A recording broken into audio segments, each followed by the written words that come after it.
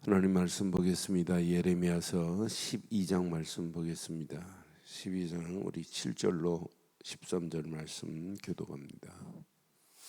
예레미야 12장 7절로 13절.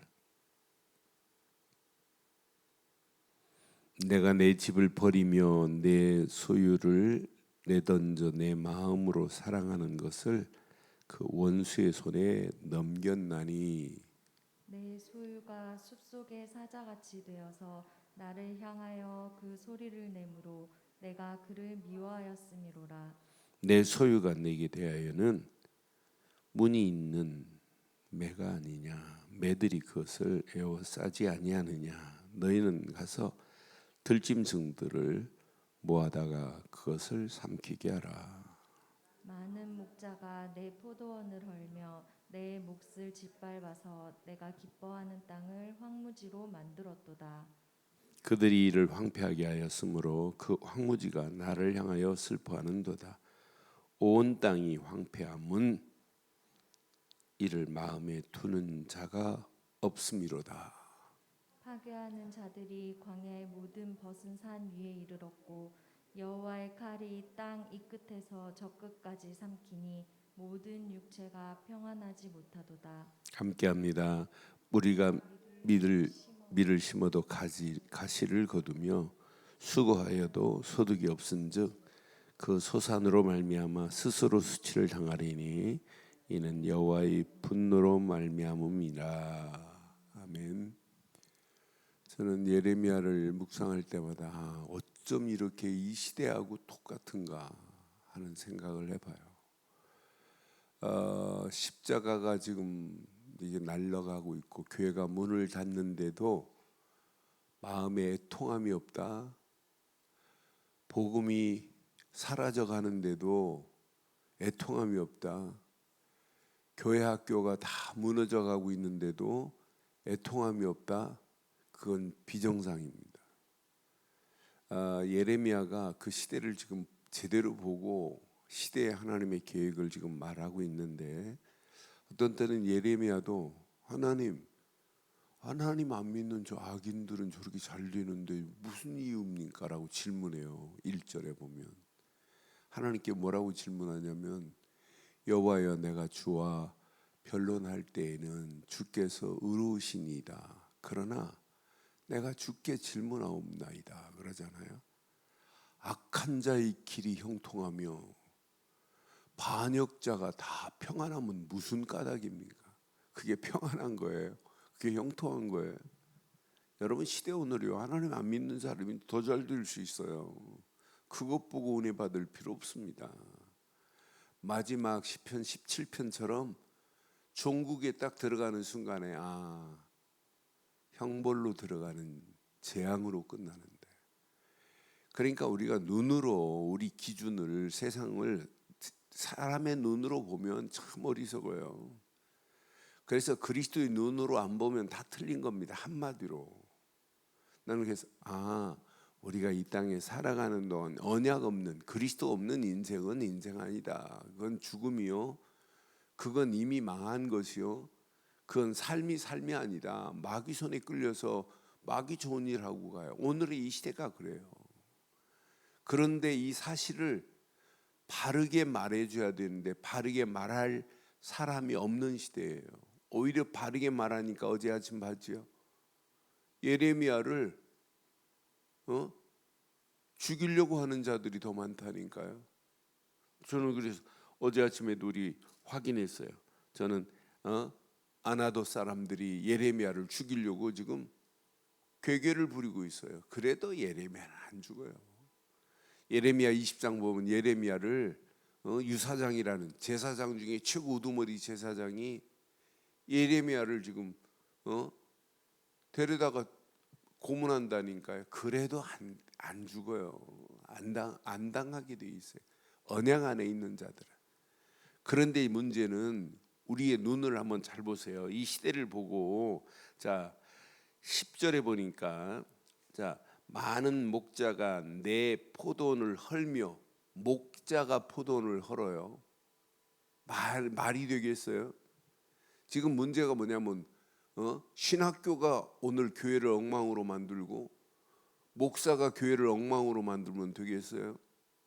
그러니까 지금 근본 뭐가 잘못돼요? 신학이 잘못되니까 잘못된 신학을 가지고 성경 모세오경을 신화로 가르치는 신학교가 있어요. 그런 사람이 목사 되면 하나님 말씀으로 전하겠어요? 설화로 전하고 신화로 전하지. 그러니까 이때 당시도 목자들이, 선지자들이 뭘 섬겨요? 바알의 이름으로 예언할 정도로. 그런데 그 조상 때부터 계속 뭘 가르쳤냐? 하나님 말씀보다 바알을. 그러니까 하나님도 야 니네들이 바알을 섬기듯이 나를 섬겨. 그러면 내가 너희를 인도할 거야. 이렇게 말하는데도 못 알아들어요. 그래서 오늘 10절 내 것으로 잘 붙잡으세요. 많은 목자가 내 포도원을 이미 헐었어요. 내 몫을, 이스라엘 백성들은 하나님의 몫입니다. 그렇잖아요. 내 몫을 짓밟아서 내가 기뻐하는 땅을 뭘로 만들었다? 이스라엘 하나님이 기뻐하는 땅을 황무지로 만들었도다. 오늘 확인해 봐요. 이미 교회가 황무지가 돼 버렸어요. 믿는 성도들의 심령들이 이미 황무지가 됐어요. 저와 여러분들의 심령이 황무지에서 오늘 장미꽃이 피어지기를 주의 이름으로 축원합니다. 그리고 황무지가 되면 안 되잖아요. 우리 자녀들의 심령이 황무지가 되면 안 되잖아요. 지금 세상 것이 짓밟고 있잖아요.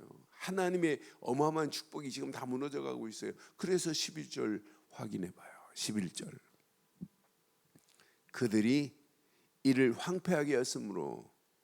사실은 이방 통치자들도 황폐하게 만들었지만은 더 중요한 것은 이미 목자들이 그렇게 같이 황폐하게 만드는데 일조를 하고 있는 거예요.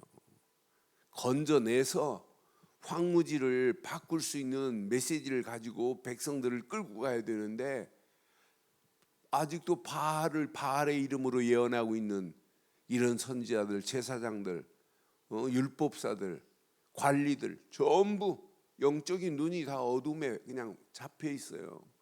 그래서 저는 1장, 2장에서 모든 답을 다 찾았어요. 아, 이 시대가 이렇구나.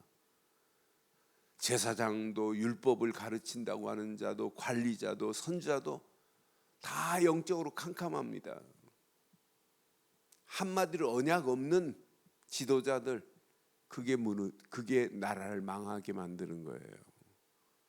오늘 이 시대를 여러분 잘 보세요.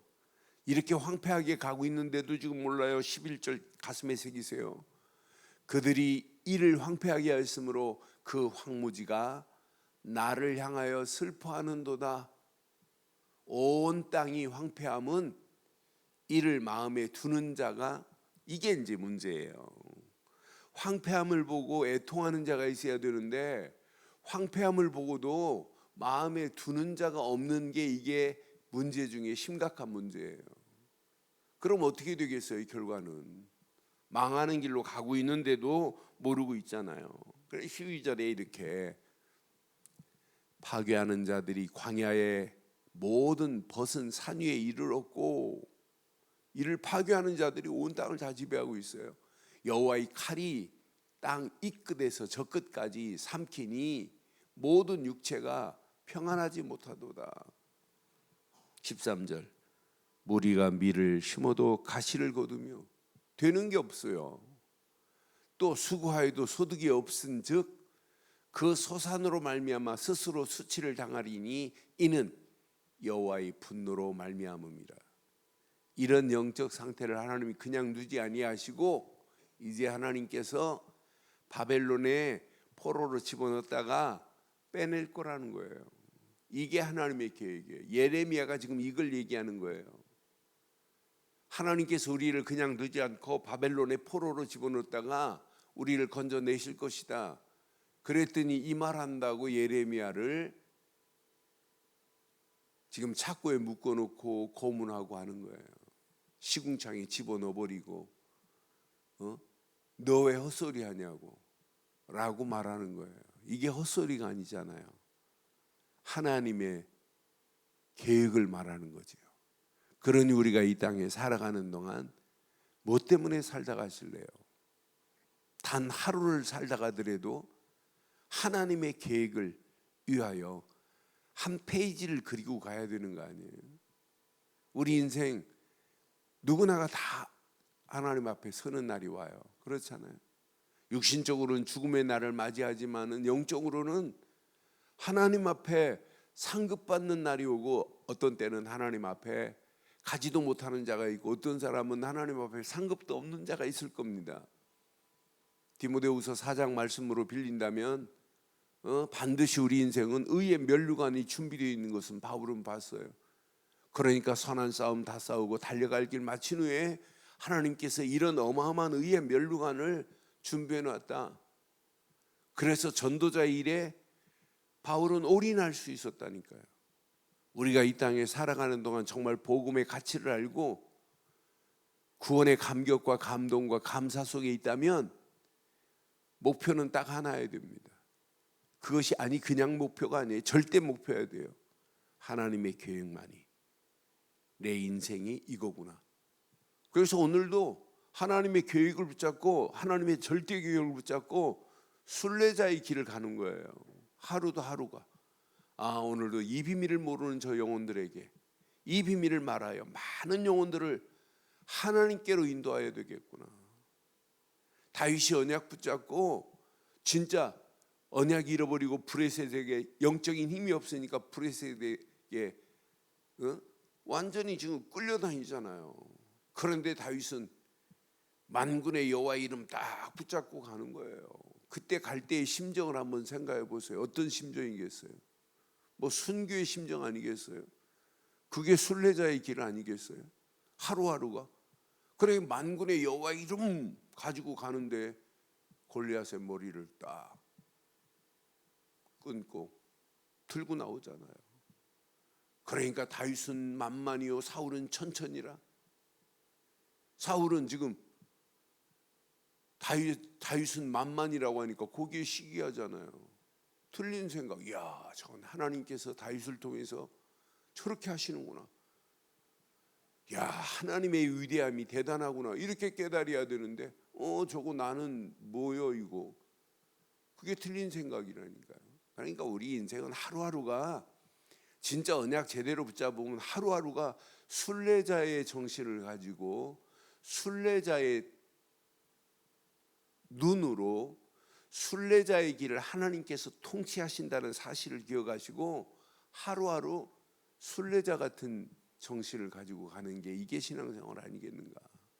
지금 이 비밀을 지금 모르고 망하는 길로 가는데, 틀린 길로 가는데, 황무해진 것을 보고도 하나님의 계획은 기가 막혀요. 워낙 이스라엘 백성들이 크게 보면 복음 안전하니까 지들만 선민으로 구원받았다고 착각하고 있으니까, 그러다 결국은 언약도 잃어버리고 바알을 숭배하는 자리까지 가니까 하나님은 바벨론에 푹 집어넣으려고, 바벨론에 집어넣었다 빼내면서 주변 나라들에게 야, 이스라엘의 하나님이 참이구나 이렇게 깨닫게 하려고. 애굽에서 건져 나올 때도 하나님의 계획은 이방 나라들에게 야, 이스라엘의 하나님이 진짜 하나님이다. 그러니까 기생 나학 같은 사람이 뭐라고 고백해요? 이스라엘의 하나님을 상천하지의 하나님이시다. 하나님을 이렇게 기가 막히게 표현하잖아요. 그러니까 기생 나학 같은 사람은 예수님의 족보에 나올 정도로 어마어마한 축복의 자리로 준비된 자들이 있다니까. 나오면서 하나님의 계획은 이방 사람이라 할지라도 하나님을 바로 섬기면, 그래서 16절에 보면 자, 분명히 그들이 내 백성의 도를 부지런히 배우고, 이방 나라들이에요. 그들도 이방 나라도 내 백성의 도를 부지런히 배우며 살아있는 여호와라는 내 이름으로 맹세하기를, 자기들이 자기 백성을 가리켜 바알로 맹세한 것 같이 이렇게 하면 하나님이, 그들도 이방인도 하나님이 자기 백성으로 삼겠다는 거예요. 거기 이방 선교가 여기에 들어있다니까. 16절에 저는 그들이 내 백성의 도를 부지런히 배우며 살아있는 여호와라는 내 이름으로 맹세하기를, 자기들이 내 백성을 가리켜 바알로 맹세한 것 같이 하면 그들이 내 백성 가운데에 세움을 입으려니와. 17절, 그들이 순종하지 아니하면 내가 반드시 그 나라를 뽑으리니. 이방 나라도 뽑아버리겠대요. 뽑으리라, 뽑아 멸하리라. 누구 말씀이라? 여호와의 말씀이라. 그러니까 크게 보면 이스라엘 백성들이 자기들만 구원받는 줄 착각하고 하다가 결국은 언약 희미하다가 바알을 숭배할 정도로 빠져버리니까 결국은 하나님이 바벨론의 포로로 끌려가게 만들고, 포로에서 건져서 나오는 순간에 하나님은 또 이방 나라에 하나님을 알리게 하시는 하나님의 계획을 발견하면서 우리는 포로로 끌려가기 전에 우리는 절대로 포로에 끌려가서 복음 전하지 말려 끌려가기 전에 제대로 하나님 계획을 붙잡고 승리하시기를 주의 이름으로 축원합니다. 그러니까 오늘 우리가 이 언약을 붙잡고 있다면 세상이 우리를 포로로 삼키려고 올무를 파놨다 할지라도 우리는 올무에 안 넘어가요. 세상은 가면 갈수록 황폐한 것 투성입니다. 그런 가운데 있다 할지라도 우리는 황무지에 장미꽃이 피게 만들 수 있는 비밀을 가진 자가 되기를 주의 이름으로 부탁합니다. 그래서 우리는 언약 제대로 붙잡고 예레미야처럼 오늘 우리가 이 비밀을 붙잡고 있다면 우리는 절대 문제 안 돼요. 그래서 오늘 우리 가슴에 한번 결론 내리겠어요. 가슴에 한번 잘 확인해 보세요. 우리의 삶의 최고의 섹션 넘버 원은 뭐냐? 오직 하나야 돼요. 오직 언약 되시는 그리스도뿐이야 돼요. 이게 답니다. 요거 하나만 제대로 각인됐다, 그 인생은 100% 승리하게 돼 있어요. 그리스도의 비밀을 모르고 예배드린다, 그건 틀린 예배입니다. 그리스도의 비밀을 모르고 말씀을 붙잡고 기도한다, 그건 틀린 기도예요. 사실은 모든 게 그리스도 안에 다 들어있어요. 이 언약의 가치를 알면 알수록 인생은 달라지게 돼 있어요. 이 언약의 가치를 알고 하나님이 주신 최고의 축복을 나는 가진 자다. 예레미야는 다른 거 없어요. 언약 오직 언약. 이사야도 다른 거 없어요. 하나, 요거 딱 붙잡았어요. 이런 자가 주인공 되는 겁니다. 어떤 환경이 와도 하나 제대로 붙잡고, 아, 그리스도 안에 모든 것이 다 있다. 다 있는 거 맞잖아요. 골로새서 2장 2절 3절, 그리스도 안에 뭐가 부족해요?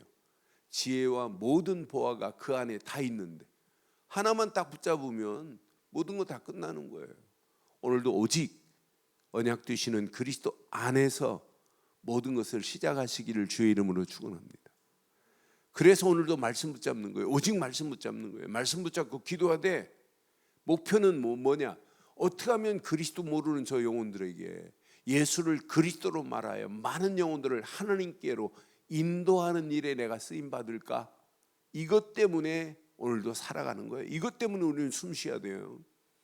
이것 때문에 돈 벌어야 되고, 이것 때문에 가정이 필요하고, 이것 때문에 자녀가 필요하고, 자녀 교육이 필요하고, 이것 때문에 교회를 바로 섬겨야 되는 거 아니에요? 이 비밀을 모르고 아무리 몸부림치고 애를 써보세요. 결국은 자기 안 알아준다고 막 시기하고 넘어지고 자빠지고 그러는 거죠. 그러니까 결국 하나님의 계획을 알면 알수록 올바른 신앙의 틀이 잡혀져요. 신앙생활은 바로 이거구나. 그런 사람을 보고 제자라고 하는 거예요. 그런 제자가 또 다른 제자를 낳고 그 제자가 또 다른 제자를 낳게 돼 있어요. 그래서 오늘도 우리는 예레미야 12장의 말씀을 붙잡고 황무지로 바뀌어지는 저 현장을 보고 예레미야처럼 애통하는 마음을 가지시면서 오직 복음으로 황무지에 장미꽃이 피게 만드는 축복의 성도들 되시기를 주의 이름으로 축원합니다. 전능하신 하나님, 은혜에 감사합니다. 이 아침도 주신 귀한 메시지 앞에 다시 한번 언약 안에서 영적인 눈을 열어 주시옵소서. 황무지로 변하는 저 현장들을 살릴 수 있도록 하나님 인도하시며 살릴 수 있는 새 힘을 우리에게 허락해 주시옵소서. 말씀 붙잡고 기도하다 더 큰 하나님의 은혜가 넘치게 하실 줄 확신하오며 지금은 우리 주 예수 그리스도의 크신 은혜와 하나님의 무한하신 사랑과 성령님의 내주 인도 역사 충만하신 은혜가 예수 그리스도 안에서 그 이름만을 높이고 달려가는 심령 머리 위에 가정, 사업, 직장, 자녀들 위해 언약 붙잡은 우리 늘 좋은 교회 인터넷으로 모바일로 함께하는 모든 현장 위에 지금부터 영원토록 함께 있을지어다. 아멘.